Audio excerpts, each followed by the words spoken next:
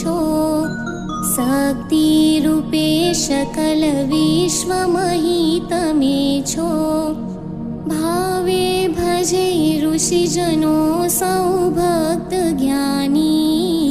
लेजो मने शरण मां मिया भवानी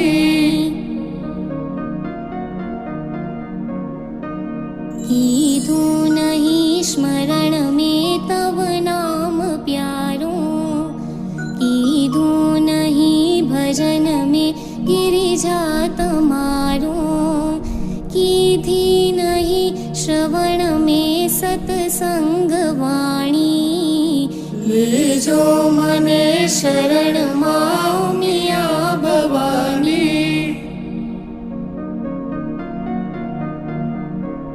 पापो कर्या अति गणा